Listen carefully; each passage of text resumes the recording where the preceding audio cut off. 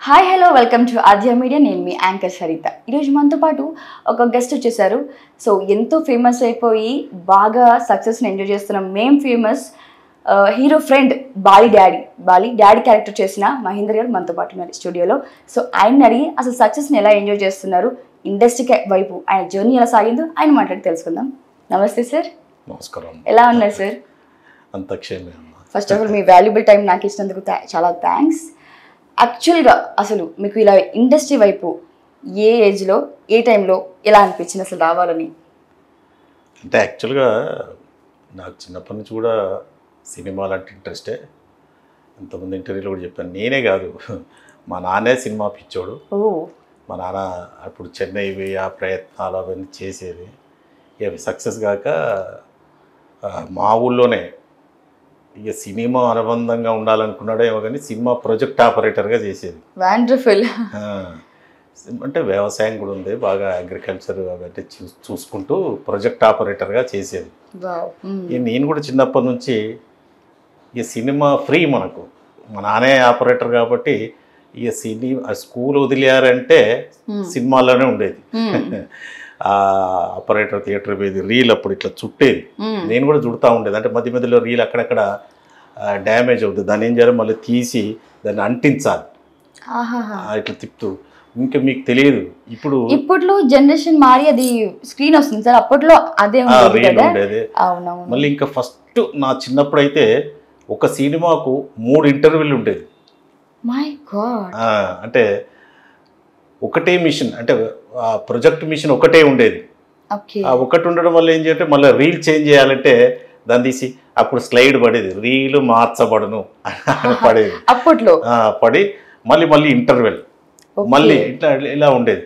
తర్వాత project operator అదే project machines 2 వచ్చిన తర్వాత ఒకదాని ఒకటి ఆల్టర్నేట్ మనకు తెలియదు, ఇది ఆఫ్ కాగానే ఇది ఆన్ అవుతాయి మనకు తెలియదు. ఇలా నేను ఆ ప్రొజెక్ట్ ఆఫీస్ దాంట్లోనే ఉండి ఇక డైలీ సినిమాలు చూస్తూ అలా చిన్నప్పటి నుంచి చూడడం వల్ల ఇక సినిమాలు అంటే బాగా ఇంట్రెస్ట్. అంటే అలా ప్రొజెక్ట్ ఎక్కడ పడుతుంటే బొమ్మ అరే నేను కూడా అలా ఉండేది అనుకుంటేవారు సార్. అంతే కదా, ఇక వాళ్ళు ఆ ఆడియన్స్ వాళ్ళు ఆ క్రేజ్ అవన్నీ చూస్తారే మనం కూడా. నేను అంటే హై స్కూల్ ఏజ్లో ఉన్నప్పుడే అనుకునేది. కానీ ఇక మనం డిగ్రీ తర్వాత వచ్చాను ఇక్కడికి. అంటే నా ఫస్ట్ ఇన్నింగ్స్ అప్పుడే యూత్ ఇక్కడ కింగ్ కోటిలో మా మామ ఉండేది. మా మామ ఇంట్లో ఉంటూ ట్రయల్స్ చేస్తూ ఉండేది. అప్పుడు ఈ పొట్టి వీరయ్య గారి డబ్బా అంటే ఎస్టీడీ బూత్ ఒకటే ఉండేది చిన్న, అదే పల్లెటూరులో ఉన్నటువంటి డొంక రోడ్డు, ఇటు అటు పల్లెటూరులో పోస్తారు కదా మొరం, అలా ఉండేది ఆ రోడ్డు, కృష్ణానగర్ రోడ్డు తిరిగేది. కానీ నేను కొంచెం భయంగానే ఉంటాను. అప్పుడు ఇంకా ఉండేది చిన్న వయసు, ఎక్కడ పోయినా రెస్పాన్స్ లేదు. లేకపోవడం వల్ల అందరికీ మా ఫాదర్ ఎక్స్పైర్డ్ అయితే ఇక మళ్ళీ మా basic proper Warangal district Narsampet అని అక్కడ పోయి ఇక మళ్ళీ నేను డిగ్రీ అయిపోయింది కాబట్టి ఒక ప్రైవేట్ స్కూల్ శాంతినికేతన్ అని ఒక ప్రైవేట్ స్కూల్ రన్ చేస్తుండేది, వ్యవసాయం అంతా చూసుకుంటూ ఉండేది. తర్వాత ఇక నేను డబుల్ డిగ్రీ పీజీ బాగా చదువుకున్నాను కాబట్టి మనకు తర్వాత జాబ్ వచ్చింది.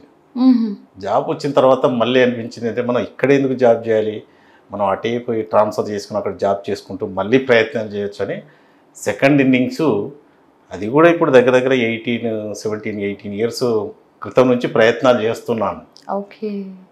ఫస్ట్ సీరియల్స్ చేసేది, ఇక తర్వాత ఇక మనకు ఉద్యోగం ఉండి అది ఉన్నది, ఇక సీరియల్ వదిలేసాను. దాదాపు 10 ఇయర్స్ ఎబో అవుతుంది. ఆహ్వానం, తలంబ్రాలు, మా విడాకులు అని ఒక 3 సీరియళ్ళు చేశాను. అందులో కూడా మంచి కంటిన్యూ క్యారెక్టర్లు చేశాను. ఏంటంటే ఇక మనకు ఉద్యోగం ఉండి మళ్ళీ సినిమాలు కూడా అవకాశాలు వస్తున్నాయి. సీరియల్ చేస్తూనే ఉద్యోగం చేసేవాళ్ళు, ఉద్యోగం బేసిక్ అమ్మా. అయితే అంటే మనం ఎక్కువ చేయకపోయేది, ఎక్కువ లేదు. ఆ సీరియల్ అయినా ఇప్పుడు సీరియల్ మనం కంటిన్యూటీ క్యారెక్టర్ చేసిన ఒక ఫాదర్గా అలా నీకు ఒక 2-3 డేస్కి మించి రాదు. మనకు డైలీ చూపిస్తారు కదా, డైలీ ఉండదు కదా. మెయిన్ క్యారెక్టర్లే ఒక 5-6 రోజులు చేసేస్తారు. ఈ మా ఫాదర్లు అవి పెట్టే అందులో ఫాదర్లు జంటకు సీరియళ్ళలో ఎప్పుడో డైనింగ్ టేబుల్ దగ్గర ఎక్కడో తప్ప మాకు పెద్ద స్కోప్ ఏమి ఉండదు అక్కడ. ఇక మిగతాదంతా వాళ్ళదే అన్ని గూడు పుటానీలు అవన్నీ వాళ్ళే ఉంటాయి తప్ప ఏం మనం అంత సీరియల్ అంత కంటిన్యూటీ క్యారెక్టర్ చేసినా 2-3 డేస్కి ఎక్కువ ఉండదు. ఇక అయినా నేను సీరియల్గా మూవీస్ మా గురువు తొలి గురువు నాకు ఆది గురువు తేజ గారు ఆడిషన్స్ పెడితే అప్పుడు సెలెక్ట్ అయ్యి వెయ్యబొద్దు అలాంటి సినిమాలో చిన్న క్యారెక్టర్ అయినా హీరో ఫాదరే చేస్తున్నాను. ఇక అప్పటి నుంచి మనకు కొంచెం క్యారెక్టర్స్ రావడం. తర్వాత ఈ జాతిరత్నాలు డైరెక్టర్ మొదటి మూవీ పిట్టగోడ అని, అది నా మొదటి తెలంగాణ స్లాంగ్ మూవీ. అది చేసినప్పటి నుంచి ఈ మధ్యలో ఇక తెలంగాణ స్లాంగ్ మూవీస్ ఎక్కువ వస్తున్నాయి కదా. అవును.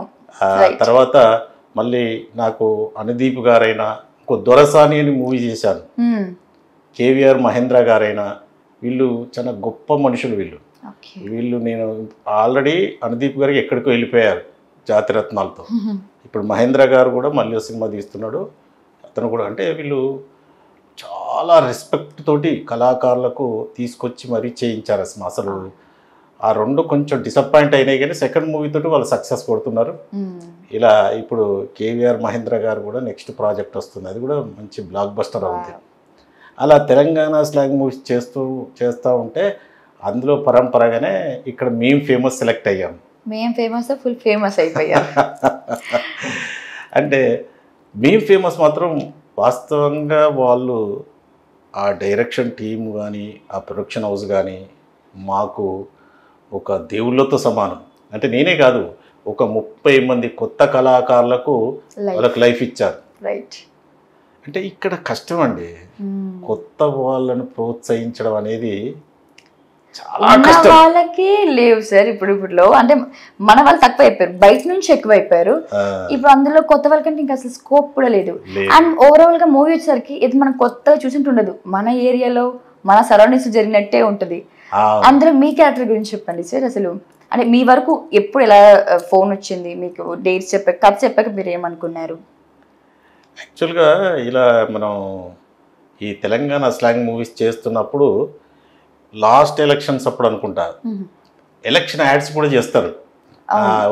పలానా ఎమ్మెల్యే ఇలా ఇలా అలా మనం ఆయనకే ఓటేయాలి అని ఇట్లా తెలంగాణ స్లాంగ్లో ఆయన చాలా గొప్ప నాయకుడు ఆయనకే ఓటేయాలి మనం అని ఇట్లా తెలంగాణ స్లాంగ్ యాడ్స్ చేపించేది. బాలు అని మేనేజరు, అతను ఈ చాయ్ బిస్కెట్ దాంట్లో తర్వాత జాయిన్ అయ్యాడు. అతను సార్ పిలిచాడు, పిలిస్తే ఆడిషన్ చేశారు. అక్కడ దుర్గా గారని అక్కడి అతను డైరెక్టర్కు రైట్ హ్యాండ్, అతని తర్వాత ఇక అతనితో కమ్యూనికేట్ చేసుకుంటూ సెలెక్ట్ అయ్యాం. అయితే ఫస్ట్ పిలుపు మాత్రం ఆ బాలు గారి నుంచి వచ్చింది. నెక్స్ట్ ఇక దుర్గా గారు మనల్ని పిలవడం జరిగింది. అట్లా ఈ అంటే ఆల్రెడీ తెలంగాణ స్లాంగ్ మూవీస్ చేశాను కాబట్టి అది కూడా కొంత ఉపయోగపడింది మనకు. అది కానీ నిజంగా ఆ సినిమా అంటే విడుదలైన తర్వాత అందరు హిట్ అంటున్నారు కానీ మేము ఫస్ట్ నుండి కూడా బిగినింగ్ నుండి కూడా ఆ సినిమా తప్పకుండా బ్లాక్ బస్టర్ అవుతుంది అనుకునేది. ఎందుకంటే అది యూత్ కంటెంట్. అవును. ఇప్పుడు ఆ డైరెక్షన్ టీం వాళ్ళు కూడా అంతా అదే ఏజ్ గ్రూప్. అదే ఏజ్ గ్రూప్ కాబట్టి ఏంటంటే వాళ్ళు ఈజీగా కనెక్ట్ అవుతారు. దేనికి యూత్ ఎంటర్టైన్ చేస్తారు, దేనికి ఎంజాయ్ చేస్తారు, ఏ డైలాగ్ వడాలి ఇక్కడ అనేది వాళ్ళకు పర్ఫెక్ట్ ఐడియా ఉంది కాబట్టి అలా సక్సెస్ అయిపోయింది. అది దానివల్ల మేము ఫేమస్లోకి వచ్చాయి. ఇప్పుడు మేము ఫేమస్ ఫాదర్ అంటున్నారు, ఎక్కడికి పోయినా మేము ఫేమస్ ఫాదర్ అని అలా ఫేమస్ ఫాదర్లో అయిపోయారు. ఎలా ఎంజాయ్ చేస్తున్నారు సార్ సక్సెస్ని? సూపర్ మేడం, మంచి ప్రాజెక్ట్స్ వస్తున్నాయి. ఇప్పుడు నిన్న రిలీజ్ అయింది రజాకార్ అని, పాన్ ఇండియా సినిమా. నిన్న పోస్టర్ రజాకార్ అని, బాబీ సింహా గారి హీరో. దాదాపు అంటే ఒక హిందీ యాక్టర్స్ అంతా ఒక పాన్ ఇండియా లెవెల్లో ప్లాన్ చేశారు. అందులో మంచి క్యారెక్టర్ వచ్చింది నాకు. అది అప్పుడు రజాకార్ల యొక్క అకృత్యాలు, వాళ్ళ యొక్క ప్రజలను హింసించేటువంటి ఆ పద్ధతులు అవన్నీ బాగా తీశారు. దాని మీద మేము తిరగబడడం, అలా నన్ను చంపేస్తారు అలా. అంటే మంచి క్యారెక్టర్. అంటే ఇవి మమ్మల్ని అంటే ఆ డైరెక్టర్ కూడా ఎప్పటి నుంచో తెలుసు నాకు. తెలిసినా కానీ నువ్వు ఫేమ్లోనే ఉంటేనే నిన్ను ఎవరైనా టేకప్ చేస్తారు సార్ అలా. నాకు అదేగాక ఇంకా స్మాల్ టౌన్ బాయ్స్ అని అది ఒక శేఖర్ కమల గారి స్టైల్లో తీస్తున్నారు. ఓ అది రోహిత్ గారు అని, అది కూడా కంప్లీట్ అయింది. ఇంకోటి చూమంతర్ అని విలేజ్ హర్రర్ కామెడీ, ఒక సర్పంచ్గా, ఓ అది కూడా రెండు చేతులతో ఫుల్ బిజీగా సినిమాలు పెట్టుకున్నారు సార్. ఇంక టోటలీ జాబ్ క్లోజా? అలా ఏం లేదు, అంటే ఇది చాలా రోజుల నుంచి ఇప్పుడు కాబట్టి మీకు వెయిటింగ్ కాస్త ఇప్పుడు ఫలితం వచ్చింది. ఇది చేస్తున్నాం. అది కూడా సెలెక్టివ్గా, అది ఈ మేం ఫేమస్ తర్వాత మాత్రం అది క్యారెక్టర్గా ఉంటేనే చేస్తున్నాను. అది కూడా సెలెక్టివ్గా చేస్తున్నాను. ఓకే. నిజంగా కూడా వాళ్ళు మరి ఎలా ప్లాన్ చేశారో తెలియదు, నా సాంగ్స్ కానీ ఆ సీన్స్ కానీ, సాంగ్స్ కూడా ఎంత బాగున్నాయి సినిమాలో. ఒక మెలోడీగా అసలు ఒక సినిమా అనిపించదు రియల్లీ. మన అంటే ఒక సినిమాటిక్, ఈ డ్రమటైజేషన్ ఇదంతా తక్కువ ఉంటుంది. Thank you for valuable time. Thank you.